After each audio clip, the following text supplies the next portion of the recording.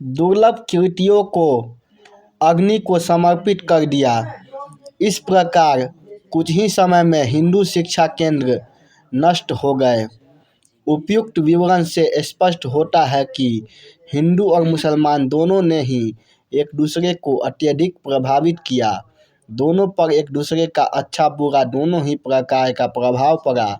इस संदर्भ में सर जॉन मार्शल ने लिखा है, seldom in the history of mankind has the spectacle been witnessed of two civilisations so vast and so strongly developed yet so radically dissimilar as the Muhammadan and Hindus meeting and mingling together। प्रशासन मोहम्मद गौरी ने भारत के एक बड़े भूभाग पर अधिकार कर लिया था और उसके बाद उसके उत्तराधिकारियों ने भी अनेक क्षेत्रों को अपने अधिकार में ले लिया था, परंतु अनेक राज्य बीच बीच में ऐसे थे जिन्हें गुलाम वंश के शासकों ने जीत तो लिया था, परंतु पूरी तरह अपने राज्य में नहीं मिला सके। इन राज्यों पर स्थानीय शासकों का प्रशासन कायम रहा और गुलाम वंश का शासन इन पर नहीं रहा, फिर भी गुलाम वंश के प्रशासन का प्रभाव इन पर पड़ा।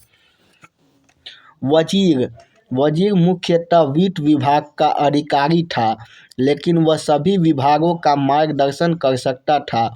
वजीर दो प्रकार के थे, एक तफाविदा अर्थात बड़ा वजीर और दूसरा तनफीज।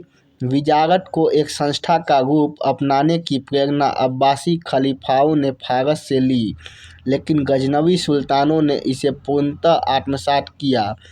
वजीर की सहायता के लिए नायब वजीर होता था, इसका अलग कार्यालय होता था। मुशर्रिफ ए मुमालिक और मुस्तौफी ए मुमालिक, ये दोनों नायब वजीर के सहायक होते थे, जो हिसाब का लेखा जोखा रखते थे और जांच करते थे। राज्य की प्रकृति इस्लामिक राज्यों की भांति ही भारत को तुर्की शासन भी राजतंत्र थियोक्रेसी पर आधारित था। यहाँ का शासन तंत्र शरीयत और हदीस के सिद्धांतों पर आधारित था। राज्य का अपना धर्म अर्थात इस्लाम धर्म था और राज्य के सभी साधनों को इस्लाम के प्रचार के लिए प्रयुक्त किया जाता था, लेकिन राज्य की परिस्थितियाँ एकदम अलग थी। यहाँ की अधिकांश जनता हिंदू थी, इसीलिए समय समय पर आवश्यकता पड़ने पर इसमें परिवर्तन होते रहे। इस्लामिक सिद्धांत के अनुसार मुस्लिम राज्य का वास्तविक शासक खुदा होता है और सुल्तान उसका मात्र प्रतिनिधि। इस प्रतिनिधि का चुनाव मिल्लत अर्थात सभी पुरुष मुसलमानों द्वारा किया जाता है, लेकिन यह प्रथा भारत में बिल्कुल न चल सकी और सुल्तान तलवार के बल पर बनने लगे। दिल्ली सल्तनत की प्रकृति सैनिक शासन की हो गई। समस्त राज्य पर सेना का शासन चलता था। महत्वपूर्ण स्थानों पर किले बनाए गए ताकि सीमाओं की सुरक्षा की जा सके। सरकार का कार्य मात्र कर एकत्रित करना और कानून व्यवस्था बनाए रखना था। राज्य हिंदू और मुसलमानों के बीच भेदभाव की नीति अपनाता था। हिंदुओं को जिम्मी कहा जाता था। राज्य चाहता था कि हिंदू या तो मुसलमान धर्म स्वीकारे या फिर मृत्यु को गले लगाए या फिर निचले स्तर डिग्रेडेड लाइफ का जीवन व्यतीत करे और जजिया कर दे, लेकिन डॉक्टर मेहदी हुसैन ने यह सिद्ध करने का प्रयास किया है कि हिंदू लोग गुलाम वंश के शासन काल में काफ़ी सुखी और समृद्ध थे और उन्हें किसी भी प्रकार हतोत्साहित नहीं किया जाता था और उन्हें हर संभव सहायता प्रदान की जाती थी, लेकिन उनका यह प्रयास अन्य इतिहासकारों को संतुष्ट न कर सका और उनका यह प्रयास असफल रहा और इतिहासकारों की धारणा पूर्व की भांति ही बनी रही। ज़कात, इसके अंतर्गत जिनके पास निर्धारित मात्रा से अधिक संपत्ति होती थी वे इसका भुगतान करते थे। ज़कात देने योग्य न्यूनतम संपत्ति की सीमा को निसाब कहते थे। जजिया, यह गैर मुस्लिमों से लिया जाने वाला सैनिक कर था जो प्रायः 3 वर्गों में बटा था। धनी वर्ग 40%, मध्यम वर्ग 20% और सामान्य वर्ग 10% प्रति वर्ष प्रति व्यक्ति के हिसाब से दिया जाता था। महिलाएं, बच्चे, साधु, भिक्षुक व पुरोहित इस कर से मुक्त थे। खराज यह भूमि कर था जो उपज का 1/3 या 1/2 लिया जाता था। भूमि कर निश्चित करने के 3 आधार थे: क्षेत्रफल, उपज तथा सिंचाई। खम्स यह लूट का धन था जो 1/5 भाग लिया जाता था, किंतु अलाउद्दीन खिलजी और मुहम्मद बिन तुगलक लूट का 4/5 भाग लेते थे।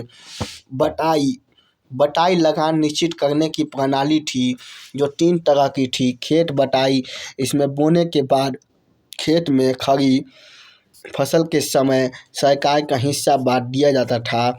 लंक बटाई, इसमें फसल को खलिहान में लाने के बाद अनाज से भूसा अलग किए बगैर राज्य का हिस्सा दे दिया जाता था। रास बटाई, इसमें भूसा अलग करने के बाद राज्य का हिस्सा दिया जाता था। खलीफा से संबंध, 12वीं शताब्दी में ऐसा समझा जाता था समस्त संसार में केवल एक मुस्लिम राज्य है और खलीफा उसका शासक, साथ ही वह धार्मिक नेता भी था। भारतीय गुलाम शासकों ने खलीफा की सर्वोच्चता नाम मात्र के लिए स्वीकार की और स्वतंत्र रूप से शासन करते रहे। उन्होंने सिक्कों और खुतबे पर खलीफा नाम खुदवाया। यह प्रथा 1258 ईस्वी के बाद भी चलती रही। इल्तुतमिश दिल्ली का प्रथम तुर्की सुल्तान था जिसने खलीफा से सुल्तान के कपड़े भेंट स्वरूप स्वीकार किए। उसने बगदाद के खलीफा का नाम अपने सिक्कों पर खुदवाया। सैद्धांतिक रूप से सभी सुल्तानों ने स्वयं को खलीफा का नायब घोषित किया। सुल्तान, व्यवहार में तुर्की सुल्तान निरंकुश थे और सभी अधिकार उन्हीं के हाथों में केंद्रित थे। उसकी शक्ति असीमित थी, वह उलेमाओं की सलाह सुनने के लिए बाध्य था। सुल्तान की शक्ति उसकी सैन्य शक्ति पर निर्भर करती थी, इसीलिए वह उसे हमेशा मजबूत बनाने का प्रयास करता था। बलबन के अतिरिक्त गुलाम वंश के सभी सुल्तानों ने उलेमाओं की सलाह पर काम किया। मंत्री, सुल्तान के 4 प्रमुख मंत्री थे: वजीर, अरीज-ए-मामलिक, दीवान-ए-इंसाफ और दीवान-ए-रिसालत। वजीर का कार्य प्रधानमंत्री की भांति था। राजस्व और वित्त विभाग के अतिरिक्त उसका कार्य अन्य मंत्रियों का नेतृत्व करना और सेना का नेतृत्व करना भी था। उसकी सहायता के लिए एक नायब होता था। इसके अधीन मुशर्रिफ-ए-मामलिक और मुस्तफ़ी-ए-मामलिक कार्य करते थे। दूसरा मंत्री दीवान-ए-मामलिक सैन्य विभाग का मंत्री था। दीवान-ए-इंसाफ का कार्य राजदरबार का पत्र व्यवहार करना था। चौथे मंत्री दीवान-ए-रिसालत का कार्य विदेश संबंध स्थापित करना और नियंत्रण करना था। इनके अतिरिक्त वरीद-ए-मामलिक और काजी-मामलिक प्रमुख मंत्री थे। बाद में काजी-मामलिक को सद्र-ए-जहां कहा गया।